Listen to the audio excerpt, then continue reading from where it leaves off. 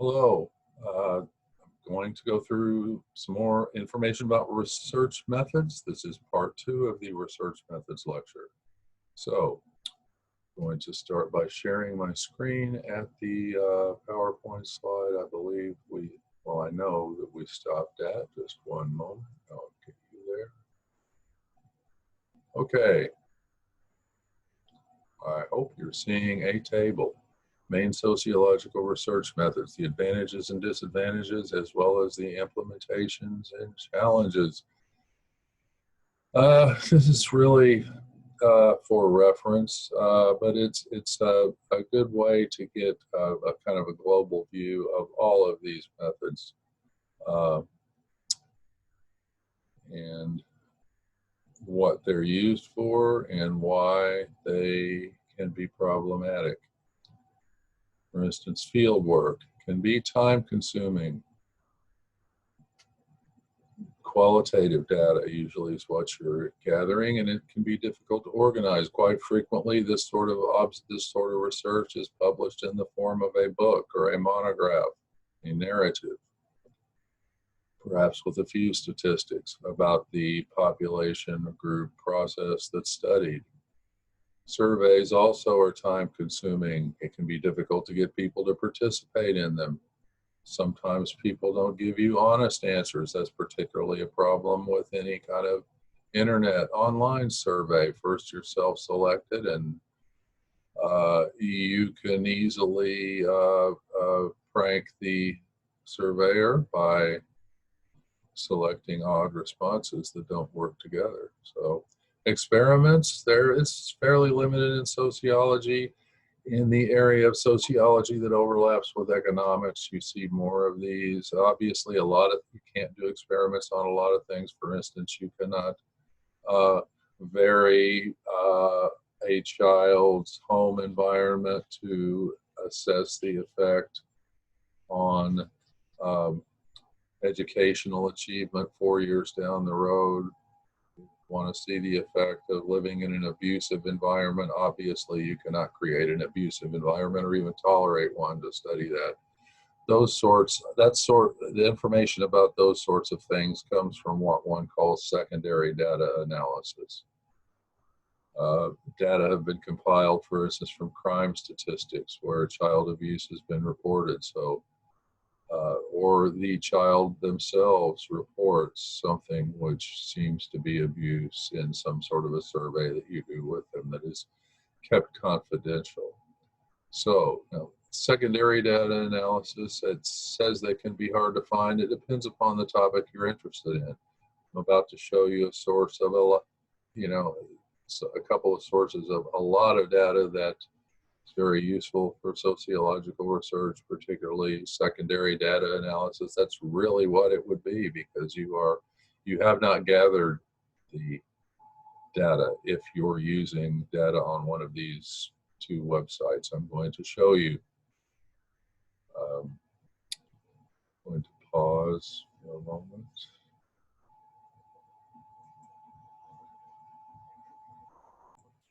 Okay, just wanted to make sure that I was using the right microphone this time.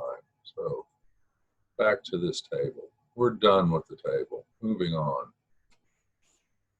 Survey research. Survey, you've probably seen surveys. It's a way of collecting information systematically. There will be questions to which one will submit answers quite frequently. It's a checkbox of some sort, or choose one of the 5 following, something along those lines. Usually they're conducted using questionnaires, which is this document I was referring to, full of text and checkboxes that are focused at some point, usually on a specific area. A lot of basic information like gender, religion, income level, education level, those sorts of things are typically collected along with any other data about a social problem or your attitudes towards something that's going on in the world.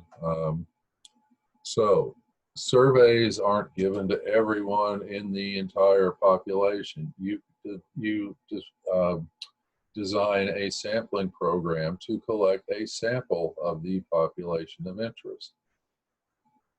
Obviously, it could be very expensive to sample the entire population. For instance, you're doing a study on whether men like Coke more than women like Coke, Coca-Cola, I mean, and wanting to correlate that with some other variable like whether or not they spend time or how much time they spend watching a particular professional sport.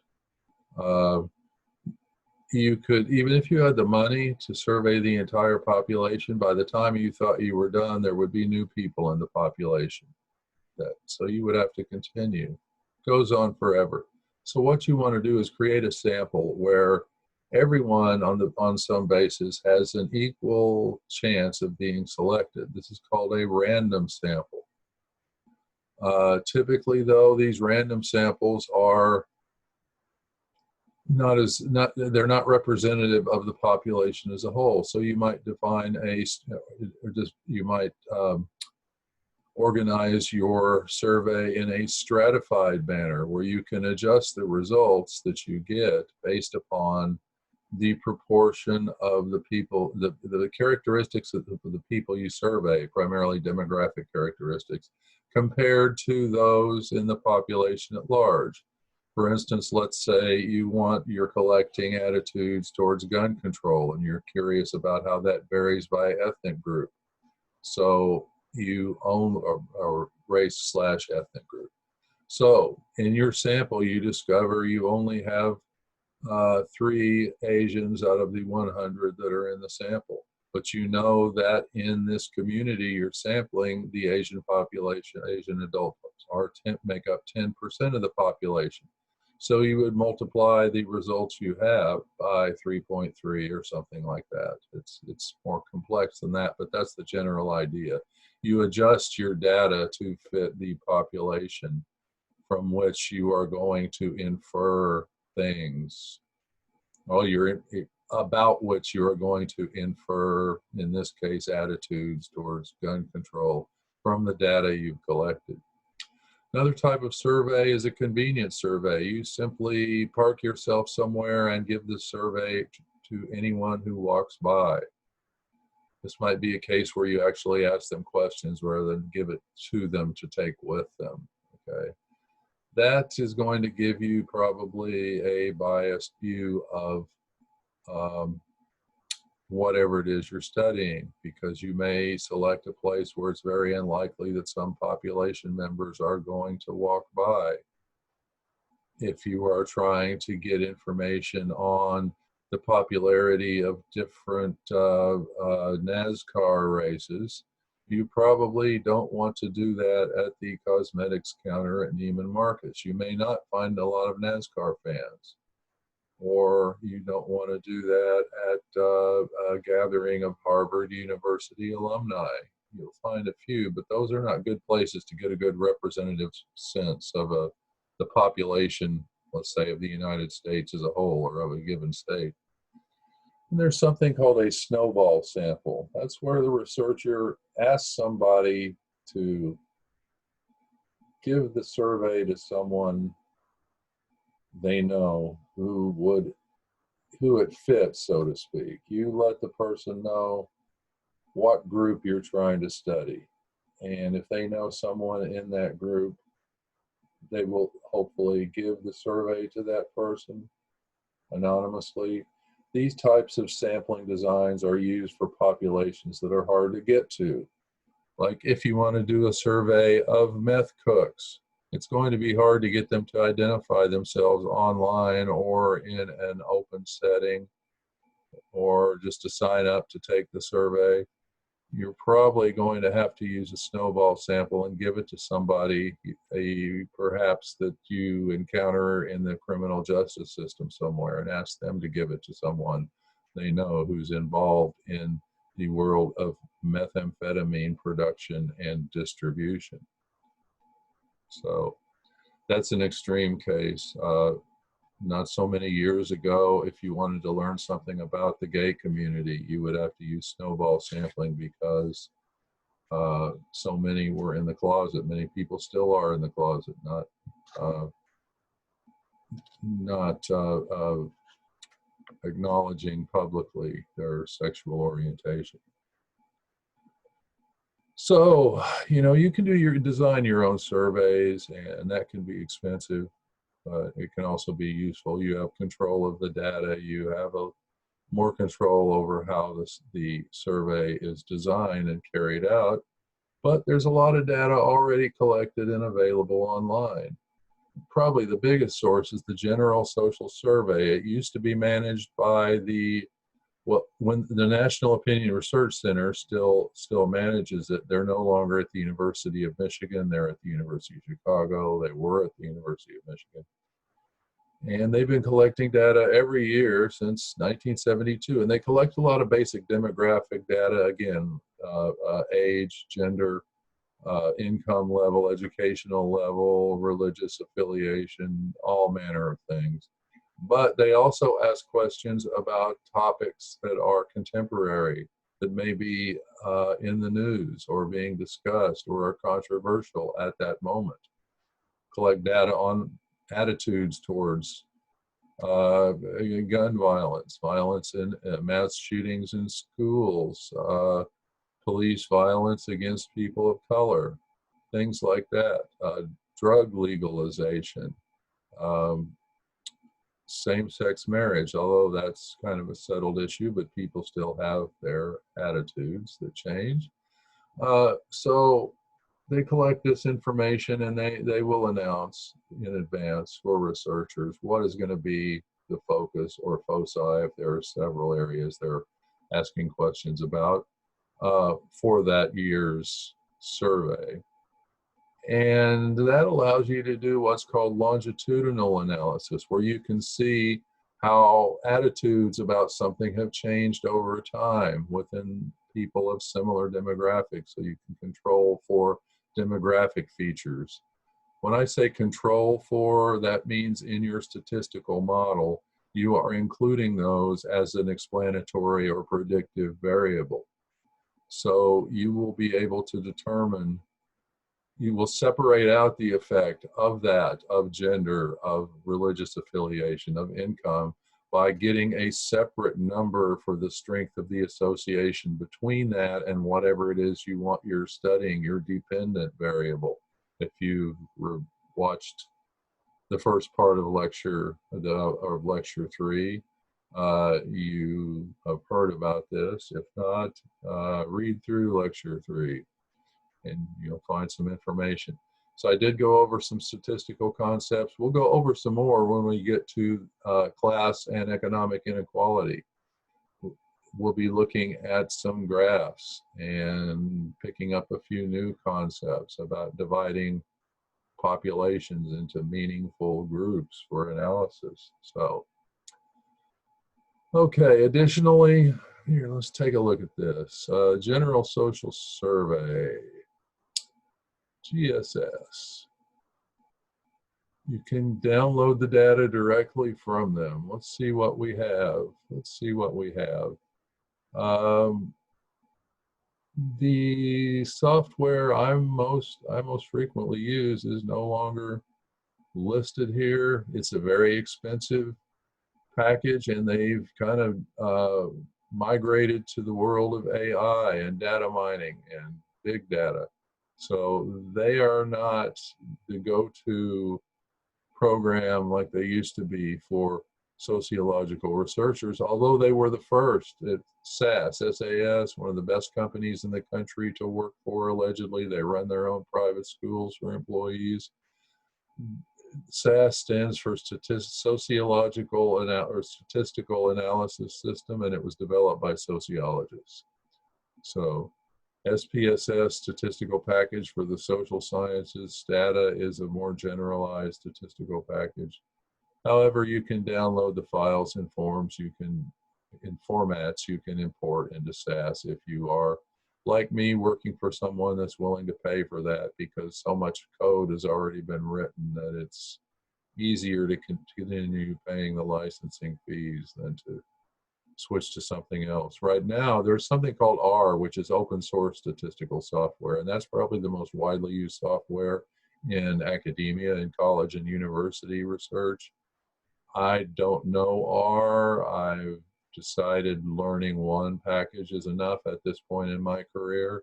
So I continue to use SAS at my day job. So geocoded data, that's going to allow you to see things geographically. It interfaces with a program called ArcGIS. Some of you may be familiar with that. So extract data. Oh, here we have, you can extract data in SAS format as well as R. So or perhaps it's just a program that converts one of these into that. Doesn't matter. When will the next GSS data archived? About 6 months after collection is completed, so you can't get the data for about 6 months until after. Where can I get it? Several ways, several places. In what years is it conducted? It was conducted almost annually, but sometimes money was tight, so there was none in 1979, 81, or 1992. And now they're only collecting it in even numbered years. So they're collecting it for 2020. They did not collect it for 2019. There's something called the you can do some analyses if you're curious right here in this package. If you know statistics, you know what these are, and build your analysis, select your data, what variables you want to study. If you are so inclined and want to read up a little bit on regression analysis, for instance, or cross tabulation, correlation, we talked about correlation in part 1 of this lecture. We could easily do a correlation in here. I'm tempted to do one just for drill, but just to show you that it's money, happiness by income. This is a particular data set. So let's look at 2010, right after the financial crisis. Oh, I got to choose the type first. Build analysis. I guess you have to log in or something here. Nothing's happening for me, not even the cancel. So we'll get out of that. Go back to the slideshow. Another source of data is the American Community Survey that's collected by the U.S. Census Bureau. It's technically part of the census. The Constitution requires a census every 10 years, a count of people in the country, along with information on how many people live in households, and the ethnicity of the people in the household is usually gathered. Sometimes there are other questions that are asked. The American Community Survey goes into a lot more depth. They collect, well, let me go back to this. General Social Survey. This data is collected in face-to-face interviews. They are very careful about designing a very valid survey method and getting a representative sample for the United States, typically, for the entire population. So they don't just let people sign up online or anything like that. Typically, there will be a pre-selection process, and then there will be phone interviews to determine if they are going to be willing to have a face-to-face interview, typically in their home, with a researcher from the National Opinion Research Center. So these are very in-depth and tend to be the most reliable. American Community Survey comes close. So they collect data from, now the census is trying to get data from about every household. American Community Survey collects a sample of 3.5 million households on a rolling schedule. I'm not sure what the schedule is now. It was reduced after the 2016 election. The data that's collected is extremely important to the people I work for their planning activities. They develop economic models of various types for forecasting conditions in the Houston Galveston area, and I think it's technically called the Houston Galveston Sugarland area now. So this is important, but let's take a look at this site. Okay, COVID-19, ACS data help with COVID-19 response. About the survey, respond, guidance. Anyway, there's a lot you can, if you're curious about this, take a look at this. 2020 census is happening now. If you got something in the mail about it with a code to go online and respond, please do. It's very important. The census numbers have an impact on how many congressmen a particular state has. It has an impact on how money is spent in the states, how it's allocated. So it's very important that they get accurate data. They did collect it in 2018, ACS data.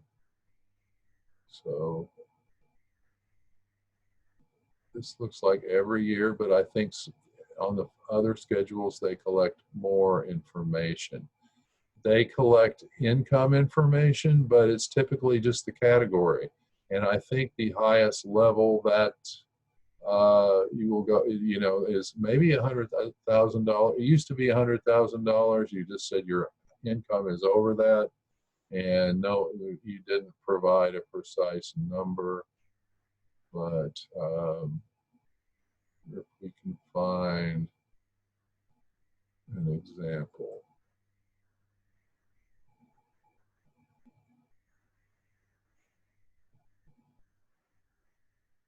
Let's see, estimates. A lot of this is designed to be easily imported into some of those statistical analysis package I mentioned, pre-release webinar.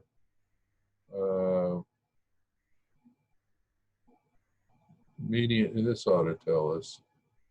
I need to update some of my charts. Okay, median household income in the United States by county, 2014 to 2018. So in this case, it's 65,000 or higher. Where do we zoom in on this? There we go.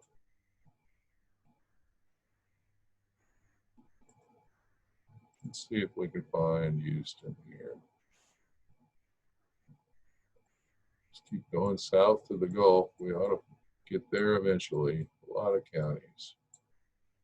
Let me back out a little bit, see where I am. We're getting close. Here we are. Harris County, Texas. Okay, so they are going up to 200,000. That's the dividing line. If you make 2 million, you would be in the 200,000 or more. 8.4% of households in Harris County make 200,000 or more. 6.1% less than 10. That is definitely below the poverty line in most cases. So the median income, 60,146. The median income for the country right now, let's try another county in Texas. Median income was 60,000. Let's go over to the Big Bend area. Let's look at Terrell County, I believe. Yes, there it is. They are not too prosperous. Median income, $34,000, $33,750. 0.8%, one or two ranchers make more than $200,000. 21% of the population in this county, and I want to say there aren't many people in that county, make less than $10,000. The largest and least populated county in Texas is, not that one, Brewster County. So here, the median household income, $44,000. 10% of the population make less than 10% in this county, so it's a little more prosperous than Terrell County, and 2.5% make 200,000 or more. Brewster County includes Alpine, which is the largest community in the Big Bend. There's a university there, so odds are good these are people associated with the university, maybe a rancher or two. I'm sure that the head of Sul Ross State University in Alpine makes more than 200,000. So you've got quite a few faculty that are probably most faculty, whether the full-time faculty are going to be 50,000 or more. So that's what a lot of these folks are. But then there are also a lot of businesses there. And as I said, there's a lot of ranching. Big Bend National Park is down in this area, a beautiful part of the state, the best part of the state in my view. If you like deserts, if you don't like deserts and dry climates, you don't need to visit there, but it's astonishingly beautiful down along the Mexican border. So let's get out of there before I start looking too closely at this data.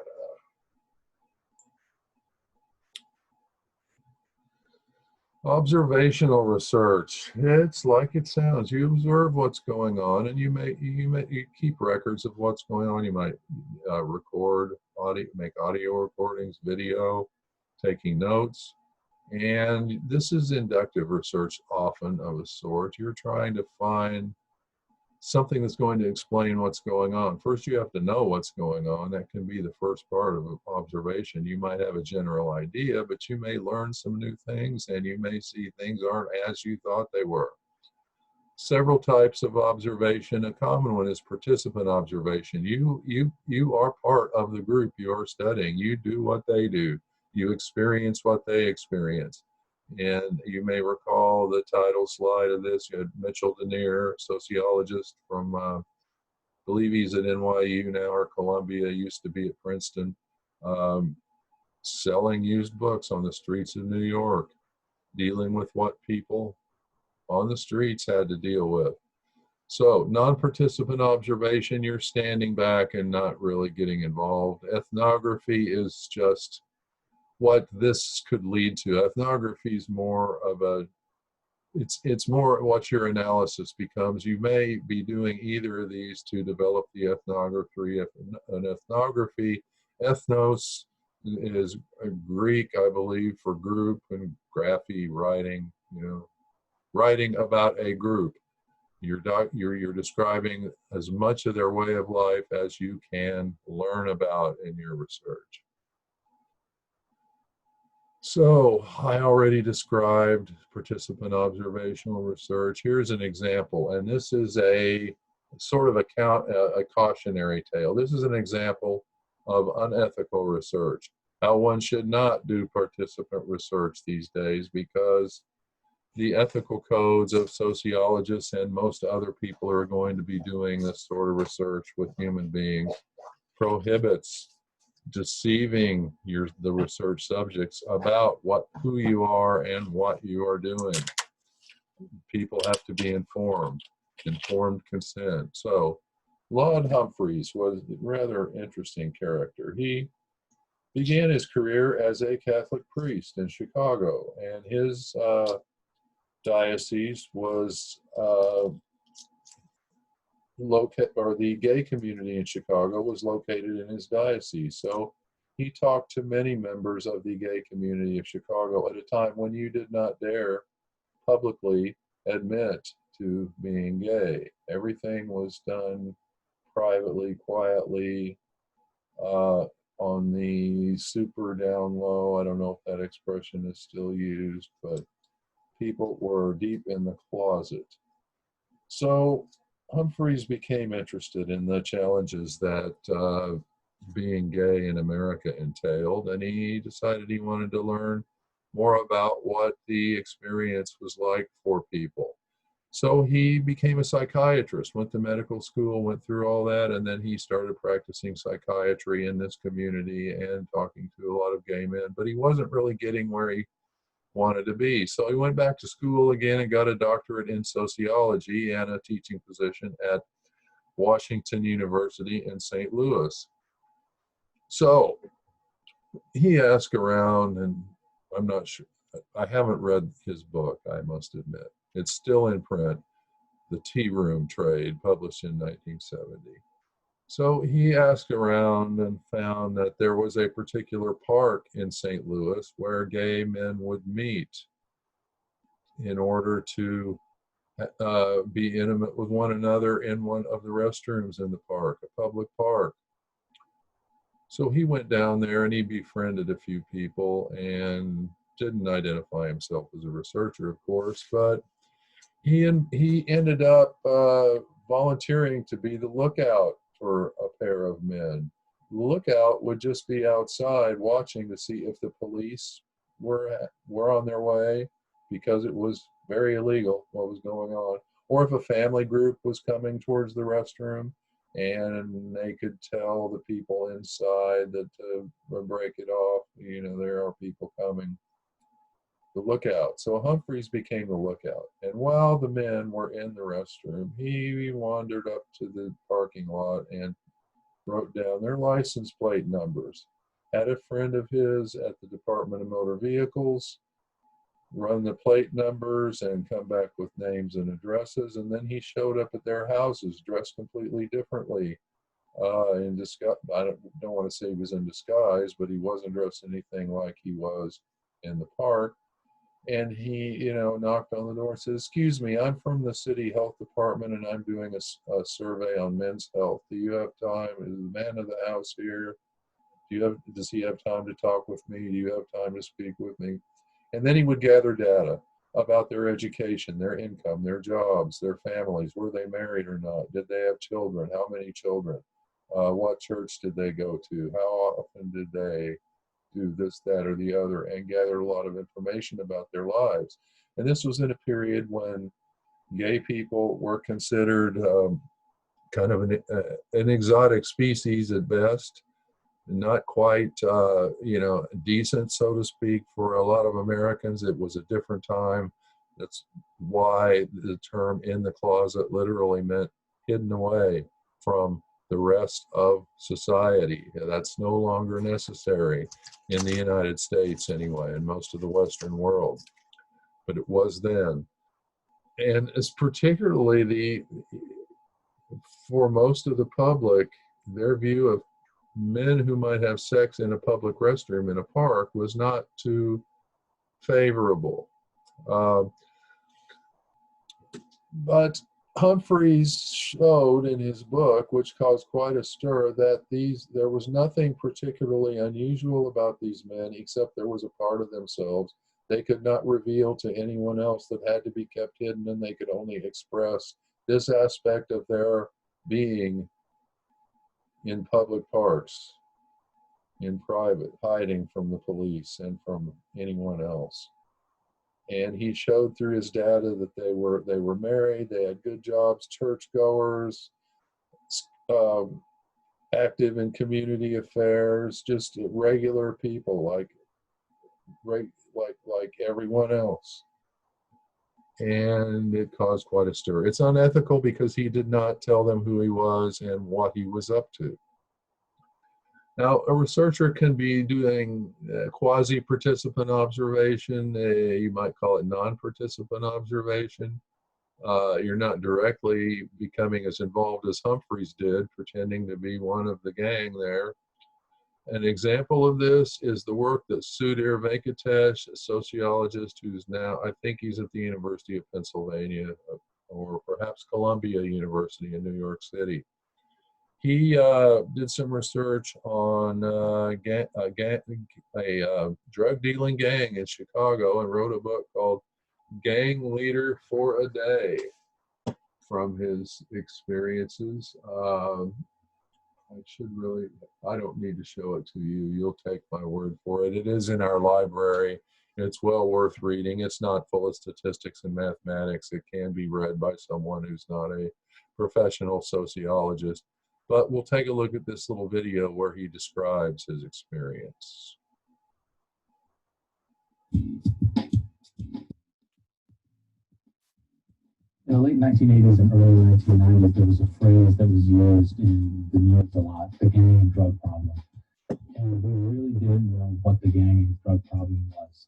And Gang Leader for a Day is a book about my time trying to get inside the world of gang, inside the world of drug dealing, inside the world of a poor community to help people understand what life was like from the inside.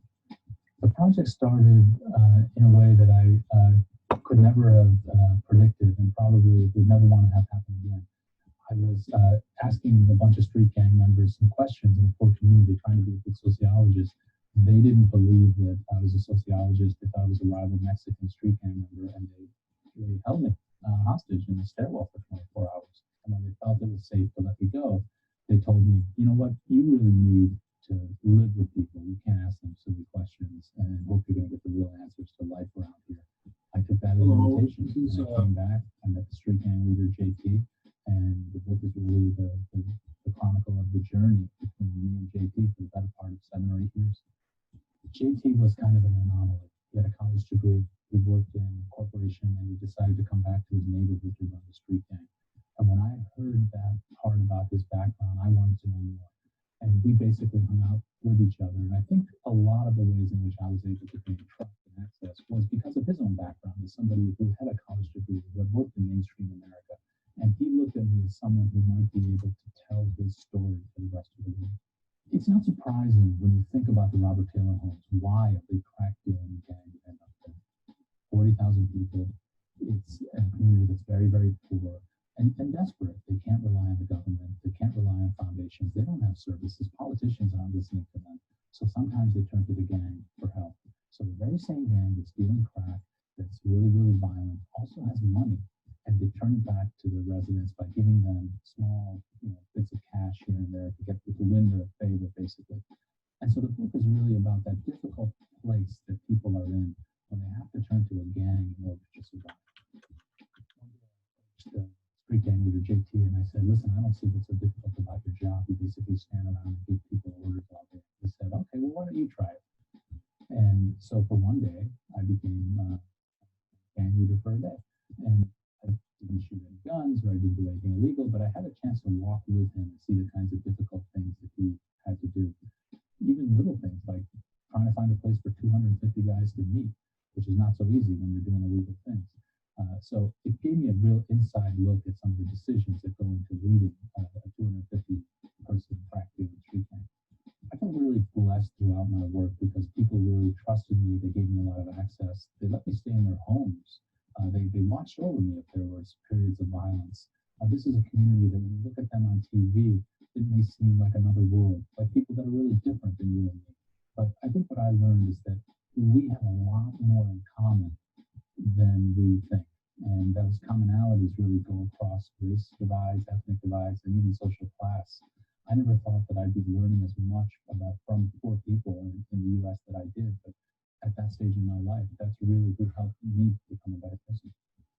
The book is really about a community where people have to actually rely on a street gang to survive day to day. Imagine what that's like when the street gang becomes the person or the group that you go to get money, to get services, to get help. That's an awful way to live. And that's the way that a lot of Americans had to live. And some Americans still live.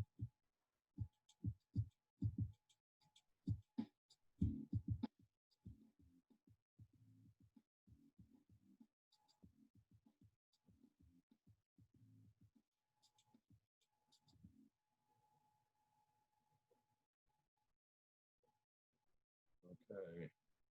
Excellent book. He's written a few others that are worth reading, but that's the best entry point to his work. Okay, another I neglected to mention, this is something that if someone needs an extra credit assignment, you can, it's all set up, it just isn't published. Sidewalk, a study of unhoused booksellers in New York City, the Mitchell Deniers project. It's the assignment involves a film, which was a follow-up. It's on YouTube. It's 1 hour long. And it's well worth watching. It's better. It's more interesting than one might think from just considering the subject matter. More observational research, information, ethnography. I already mentioned what that was. Ethnography, you're doing this online. It's difficult to get people that are honest with you. You can be punked, so to speak, by very easily. Interviews is another method for gathering data for testing sociological hypotheses. Uh, just like it sounds, the subject is asked a series of questions. They can be open-ended questions in that the person can expound upon, can talk freely about a subject, or sometimes they're close-ended. You just check a box. You have a certain selection of possible answers to a question. They're structured and closed-ended. Some are called, they're pre-structured is one term. Close-ended is another one, but pre-structured works better, I think. They're written out beforehand. Here are some. I don't think this link is going to work. No, I will correct that, possibly. This is it didn't work because they moved from the University of Michigan servers to the University of Chicago. So unstructured, the researcher can just follow up on answers. You ask whatever questions seem best in the situation. You can also mix it. Experiments. I said that this is an uncommon or sociological research method. There's a famous one that's more in the realm of social psychology, the field that straddles sociology and psychology. The Milgram experiment in the 1960s. 1963 was the year he did the experiments. Okay, how it worked was Milgram wanted to, he was influenced by considering the Holocaust, the genocide of Jews, Gypsies, communists, and others in Nazi Germany prior to the end of the Second World War, where people were killed practically using industrial methods. It was the application of technology to murdering large numbers of people. Gases were used on people who believed they were taking showers, and there were other aspects of the Holocaust that didn't involve that. But in the camps, typically you were worked, you were slave labor.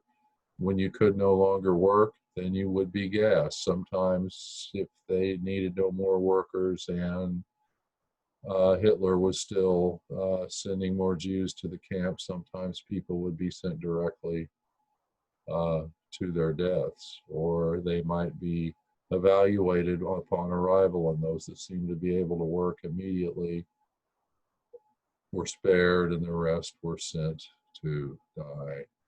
So in the late 1950s, early 1960s, there were a series of high-profile war crimes trials.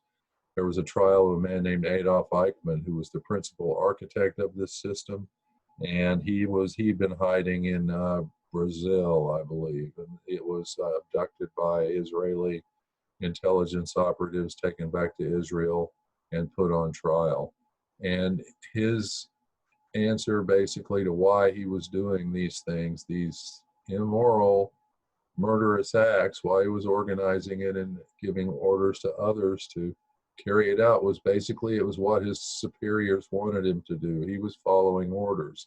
In the other war crimes trial, you heard trials of other Nazis, you heard that a lot, just following orders, just did what I was told.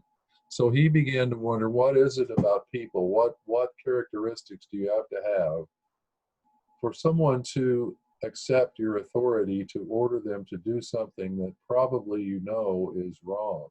Could be illegal, immoral, but definitely wrong. Why would so many people have done that in Germany? He wanted to do the study in Germany, but that was not feasible, so he did it in Connecticut. He was at Yale University at the time.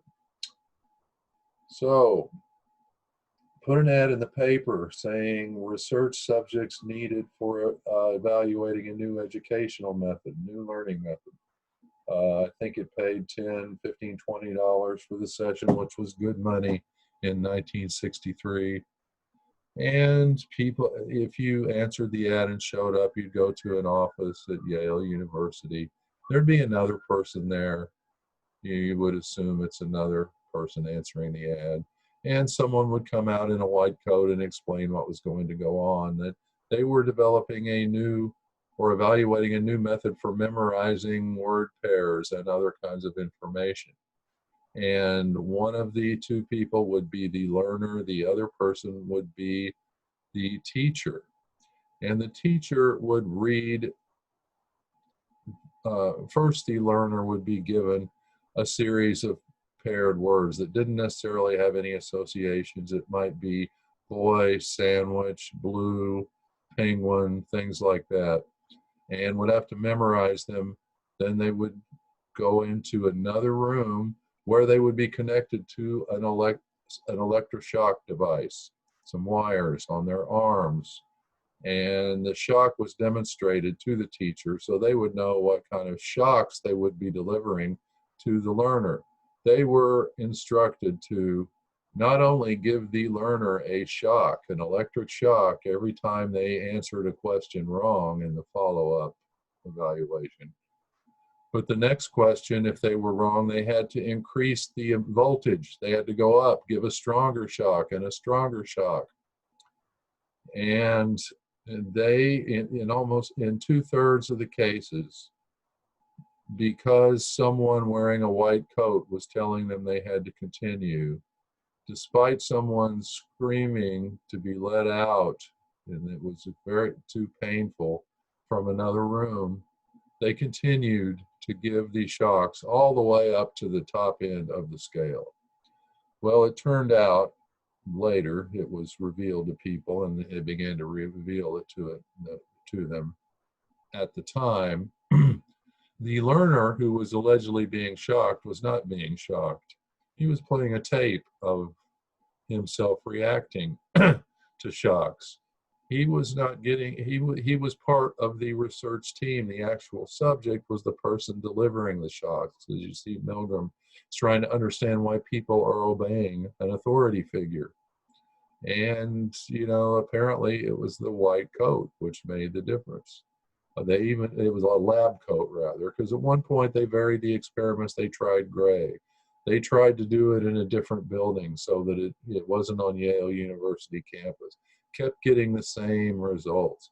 People kept going.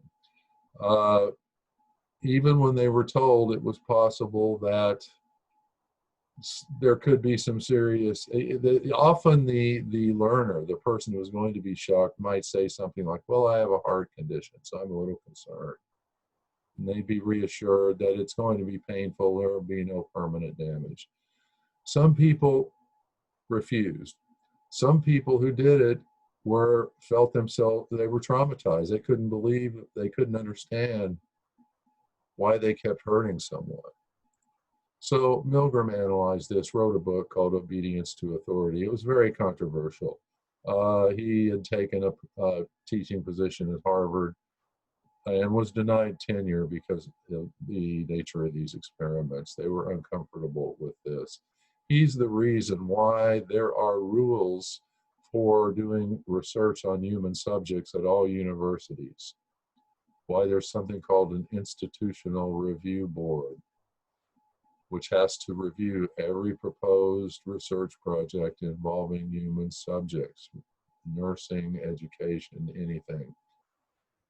So Milgram did another of other types of experiments, but another famous experiment, Stanford Prison Experiment. You may have seen a film about this.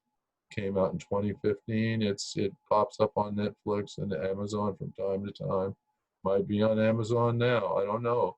I know what had a film called Experimenter about Milgram, which is a very good film, more arty than the Stanford Prison Experiment. By that I mean less action, less fighting, conflict. And it's also told from an odd perspective, which I won't. It's just, I'd spoil it for you if I told you. It has been on Amazon Prime a lot. The Zimbardo Experiment. Let's take a look at this Here's the trailer for the film, the theatrical film. Let's see what that looks like. Official trailer.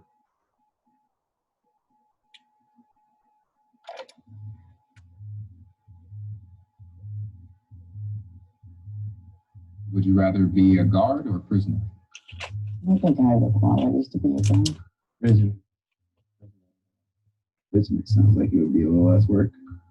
Prisoner. What's that? Nobody likes guards. Good afternoon, gentlemen. This experiment will be an extension of my research into the effects prisons can have on human behavior. You're going to be pleased to know that you all have been chosen to be the prison guards. But under no circumstances whatsoever will you physically assault the prisoners in any way. So remember, just as you were watching the prisoners, my graduate staff and I will be watching you. All right, gentlemen, we're going to have ourselves an icon. Rule number 1, prisoners must remain silent. This is an exercise period. Okay, is it just me, or are these guys taking this thing a bit too seriously? Why don't you give me 20 push-ups? Look at this guy. Thinks he's John Wayne or something. You address me as Mr. Correctional Officer. This might be an interesting 2 weeks after all. Why didn't you make up your bunk, 8612? I did, Mr. Correctional Officer. Well, that's not what I see. Hey, what are you doing here, suspect?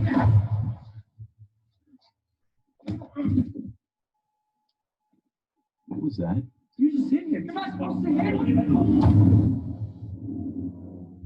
Should we step in? No, let the guards figure it out. Let's see where it goes. Evening, gentlemen. How about we make this one a night tournament? This is all real. They won't let you go. They won't let us leave. Those are not prisoners. Those are not subjects. Those are boys, and you are harming them.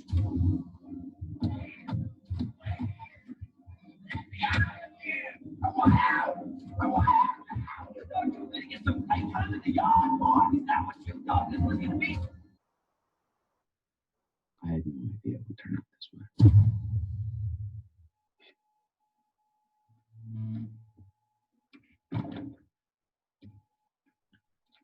Okay, so that's another clip. We'll stop that now. Hey, man, I'm Daniel. Perhaps. That's Jeff. Yeah. Where is this thing? That must be it. Okay, back to where we were. I'm going to start this. We're not going to see all of it, but if you're interested in this, take a look at this. This is some background on the actual experiment. This was real. It was shut down pretty quickly, as you can, because it literally did get out of hand in that way. I'm not laughing because it's funny, but this is another take on how it can be generalized, how, this may not have been such an unusual response that these people had. So take a look at this, and I will say, if you can find this on Amazon or Netflix and you want to write an analysis and review and commentary on this film, tie it with this. It's worth, I can, at 2 pages, I'll give you 100 points for that. So that will take care of some of your writing assignments, give you some points. But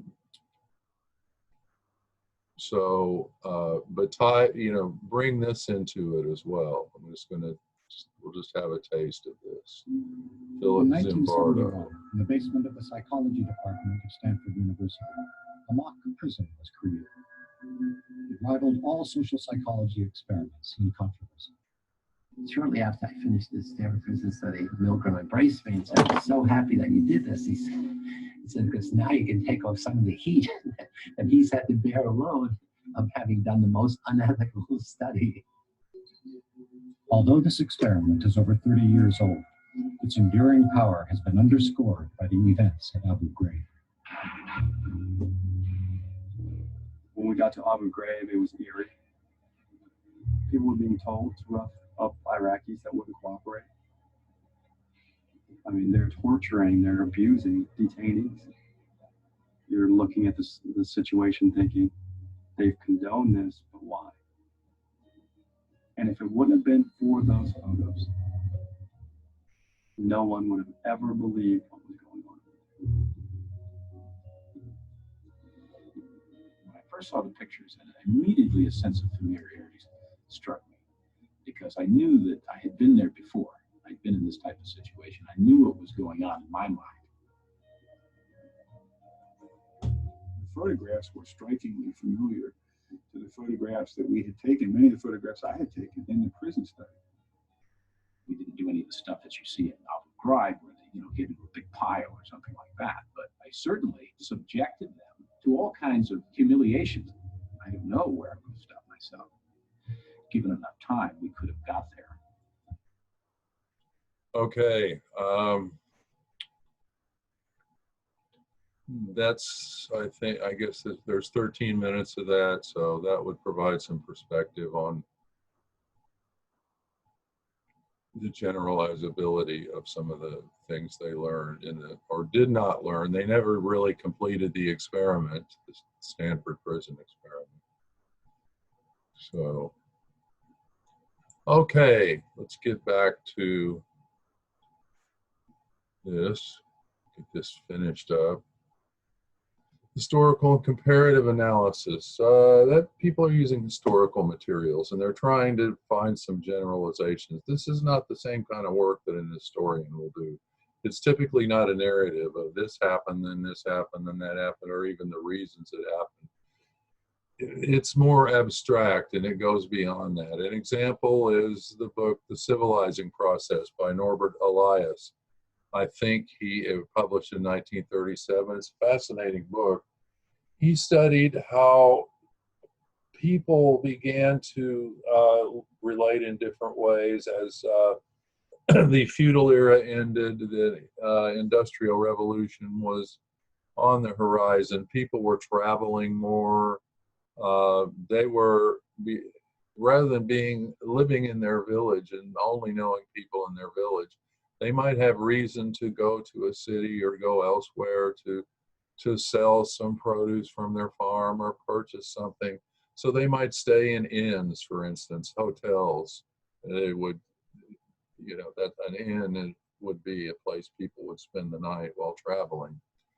And in those days, in 1400 CE, you shared a bed with strangers. You didn't have separate rooms.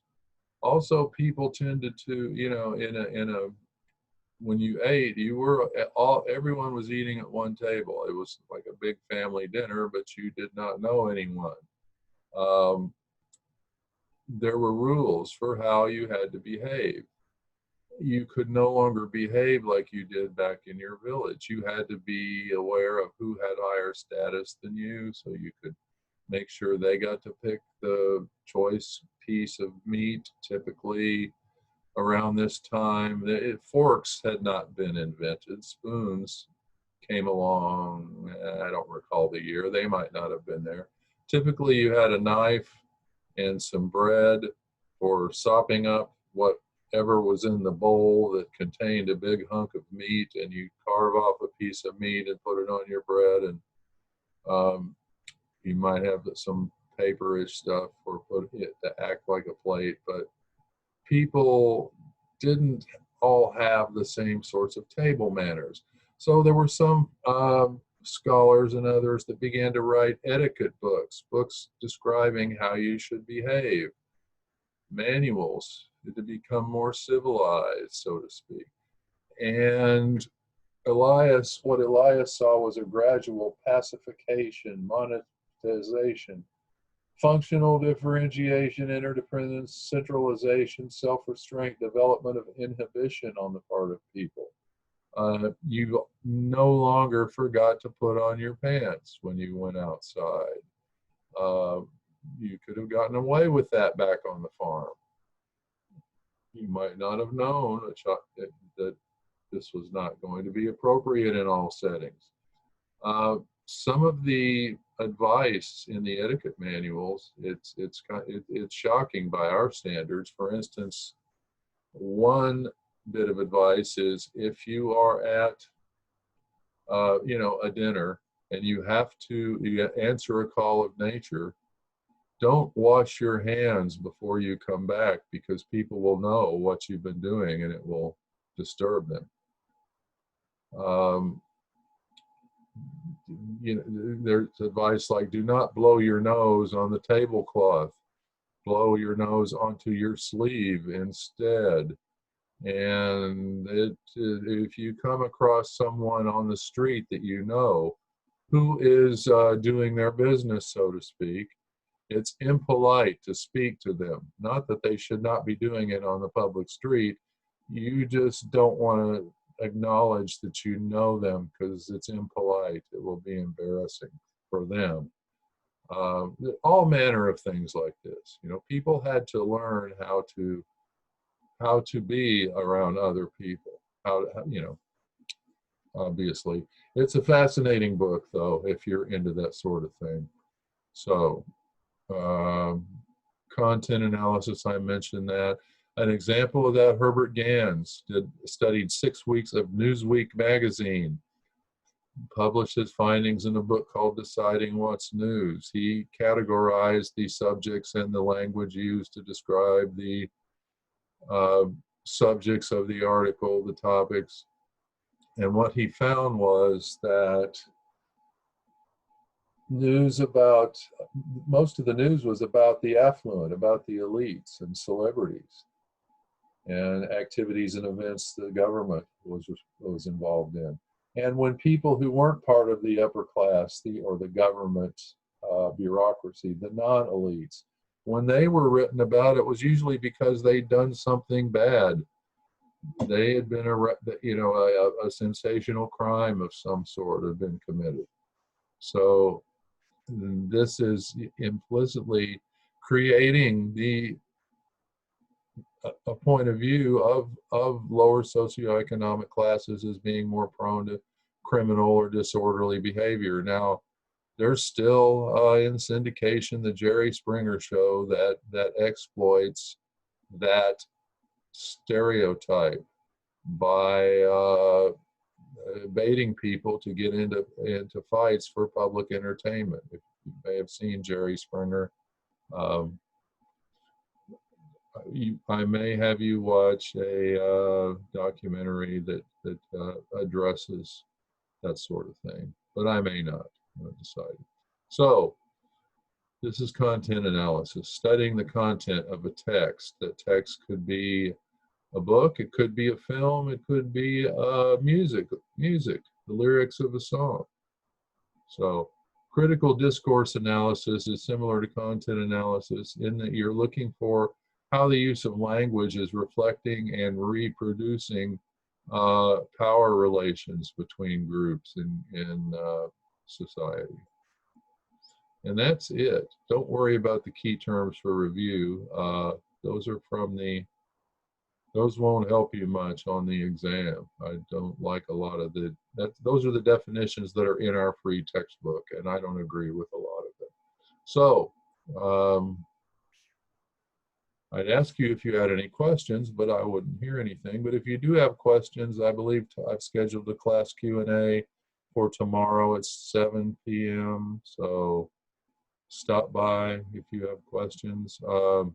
Also, I'm having trouble getting the closed captions to work on part 1 of the sociological theory lecture. I'm making another run at it today. They've come through fine on everything I've recorded since then, so I don't know what's going on. I'm going to upload the raw video again and start all over. So I apologize for that. So thank you. Goodbye.